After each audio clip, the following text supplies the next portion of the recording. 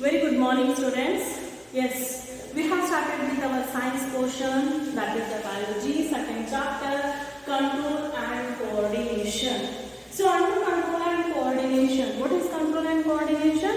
Nothing but giving response to the stimulus or whatever your activities are there. So everything is controlled by one of the important part of our body, that is the brain. So this is the human brain, students. In the previous class only we have started with the human nervous system, with how many types are there, that all we have started. So this is the human brain, students.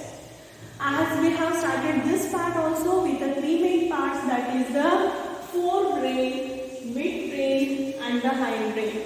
Right? So like this we are dividing our brain into three parts just for our convenience and to study purpose. Yes. Which part is called as the seat of consciousness? Cerebrum is called as the seat of consciousness, because in this part you are having the different sides to smell, to remember, to memory, right? For that speech, for every activities we have a different sides here, and this is the portion called as seat of consciousness. So the forebrain, as you remember, students, is divided with the two parts. One is cerebrum and there is one more, students, that is diencephalon. There is one more part of the brain, that is diencephalon. Right? So can you see here, this is called as the hypothalamus. Right? So hypothalamus, thalamus, so like that. So here, somewhat here we find the second part of the brain, forebrain, that is diencephalon. So this diencephalon, again we are divided into two parts. One is upper part called as thalamus and the lower part hypothalamus. Can you see till the end there? Okay, so it is called as thalamus and the hypothalamus. So thalamus is the upper part of the diencephalon, hypothalamus is the lower part of the diencephalon. Okay, what is the function of this thalamus? Whatever the impulses will come, students, so those impulses it will forward to the first part of the brain, that is cerebrum. So what is the function of thalamus? It will pass the impulses. Impulses means from different sense organs, what signals, stimulus we are getting, those are passed on to the cerebrum through the thalamus. So that is the part, that is the function of the thalamus. Okay. The second one, that is hypothalamus. Hypo means lower. Lower to the thalamus you find, that is called as hypothalamus. What is its function? It functions, it regulates our body temperature. It maintains our body temperature. It may be the sleep. It may be the emotions. Okay, students? It may be sweating. Can I write it here? It may be sweating or appetite. What do you mean by appetite? Hunger, students. So it may be your hunger, sweat, the body temperature, sleep, emotions. Okay. It may be the water balance in the body. So these are all controlled, regulated by the second part of the diencephalon, that is hypothalamus. Not only these activities it will control, students, it will control on ANS. Hope you remember our nervous system we have divided into three parts: CNS, PNS, ANS. What is ANS? Autonomic nervous system. So what it is, actually we will discuss in our next classes. Okay. Time being, it controls on the autonomic nervous system as well as, can you see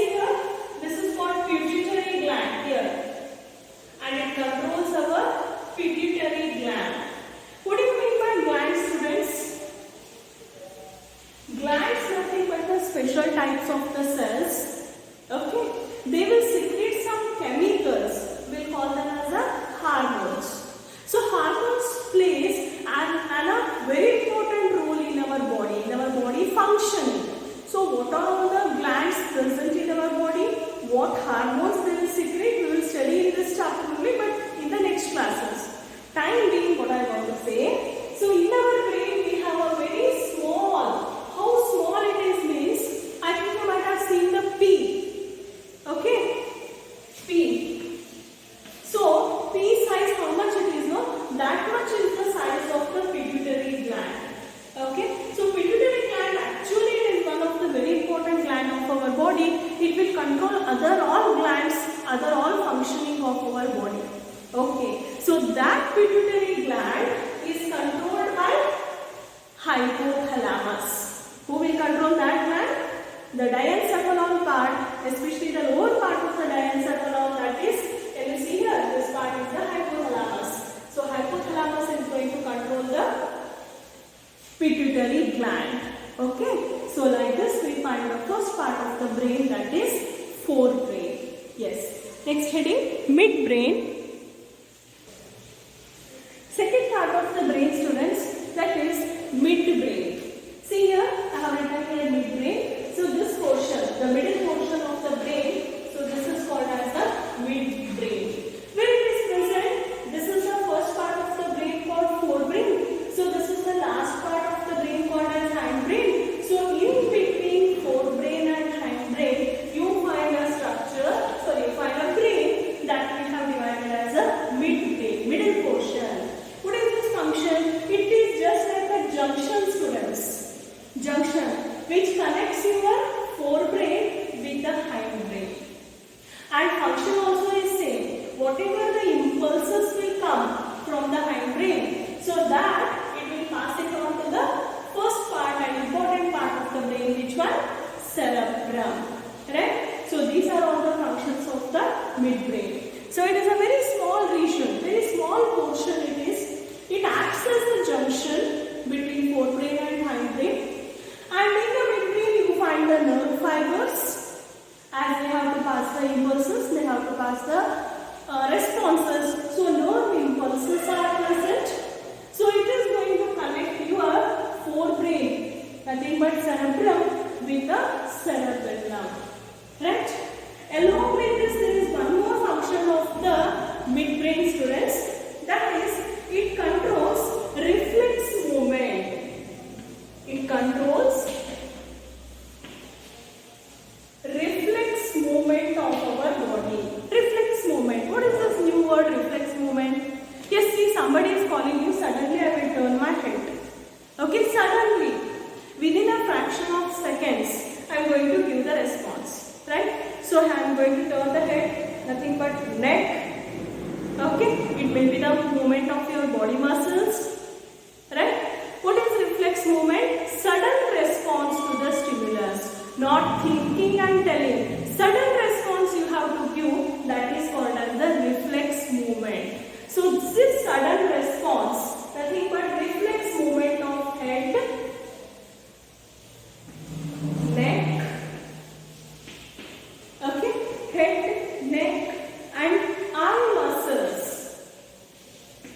And eye muscles, even these are all controlled by the midbrain of our body. Hope you understand, students. So midbrain is very small portion. It acts as a junction between forebrain and hindbrain. It is having the nerve fibers to pass the impulses. Along with that, it will control all the reflex movements of our body, like head movement, neck movement or eye muscles movement. So these are all controlled by midbrain of the body. Okay. Last part of the brain. Which one? Hindbrain. Yes, students.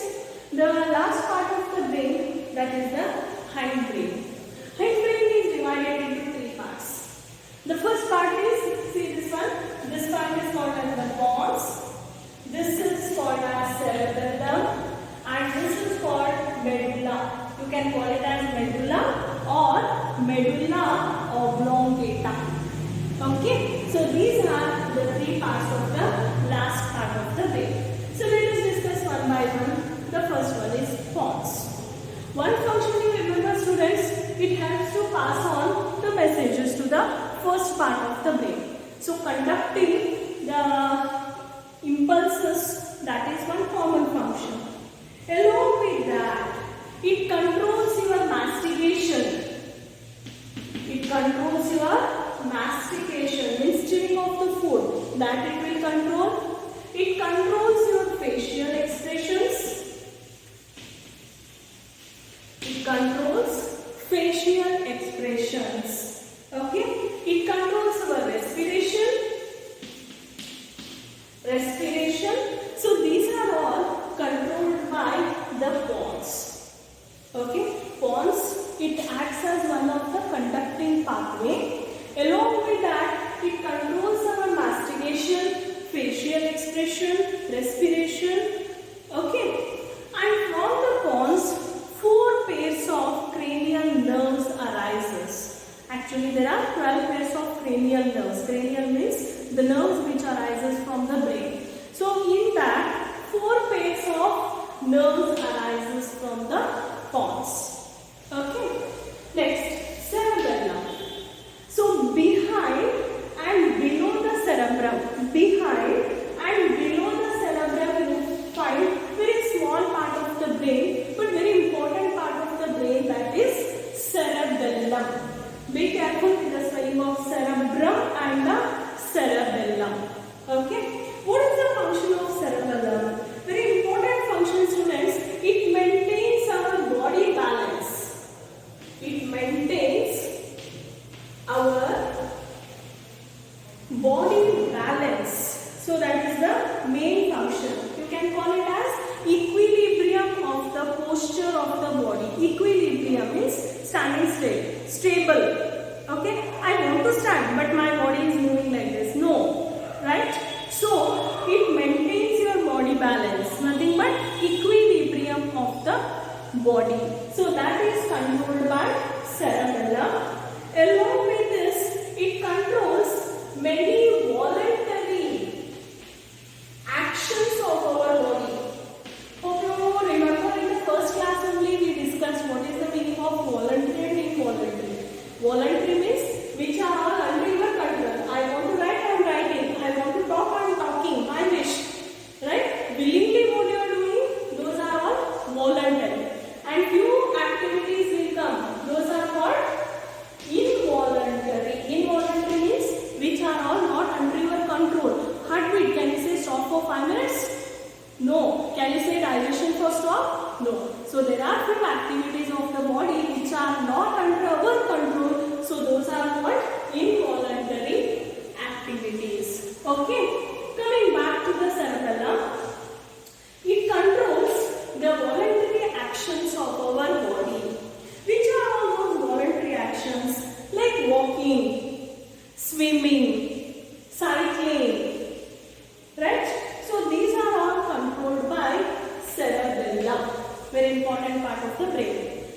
Coming to the last, that is medulla oblongata. Here you can see this is the medulla oblongata, which will continue with our spinal cord. Okay. So what about this medulla oblongata? So this medulla oblongata controls involuntary actions of our body. It controls involuntary actions of our body. What are all involuntary, students? Salivation. It may be the vomiting. It may be sneezing, coughing, swallowing. So these are all controlled. You can say what sneezing, coughing we can control. How much you can control up to a certain level. Afterwards, these are all involuntary, not under your control, right? Vomiting. Yes, I am getting the vomit. You can control up to a certain level, but not afterwards, right? So we consider these as the involuntary activities, right? So it may be the sneezing, coughing, it may be the swallowing, vomiting, salivation. So these are all the activities controlled by the brain, mind brain, that is medulla oblongata. Hope you are understanding and taking down the points, students. Like this, we find the structure of brain as well as functioning of the brain. Right? Okay, students. Next part comes spinal cord, which I will start in my next class. So now, this if you see the structure of brain, it looks complicated, no students. But exam point of view, it is very important diagram, 4 marks diagram at least. So you have to practice the structure of brain. So we try to simplify, means we try to how to draw the brain without any confusions and all. We will try. Okay.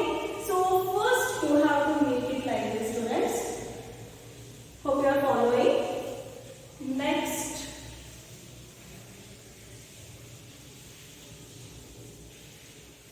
See, like this you have to do. 1 second. I did the fair one, students here. Just I am showing you how to draw, how to make it simple.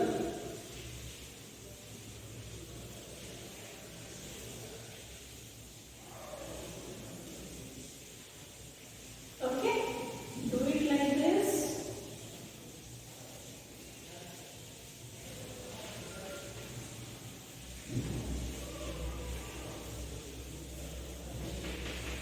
Rough diagram, students, then I have given you the fair. Okay.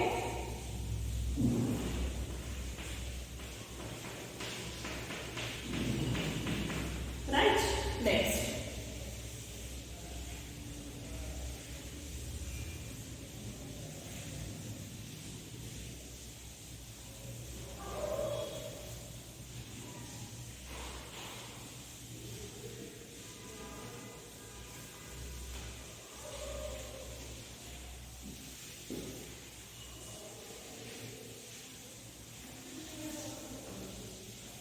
Yes, students, hope you are following.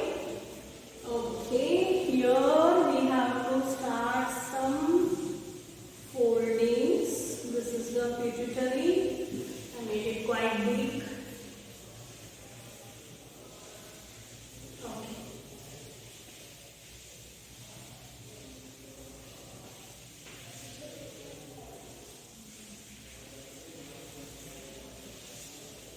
Right, students? And here you have to make the medium covering to the brain.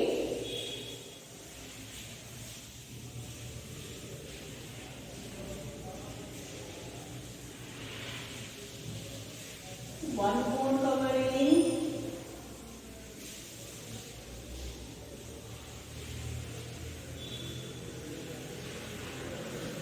Okay. And here comes portion.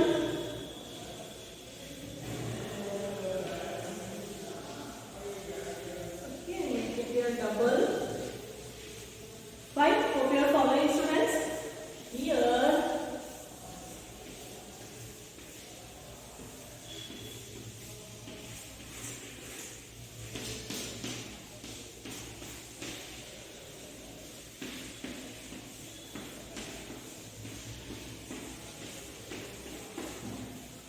okay, students. Yes. Okay. So this is the way how you can make the diagram of brain easy and you can practice it. Okay, students. Whenever you are sitting free, don't sit free. Practice the diagram of brain, heart, respiratory system. So many diagrams are there, right? Take down today's home assignment, students. First question. Write the functions of the following parts. First one, thalamus, hypothalamus, midbrain, pons, medulla and cerebellum. Okay, students? Yes, we will continue in our next class. Right? Stay home, stay safe, but continue your work. Right? Thank you. Bye. Have a good day.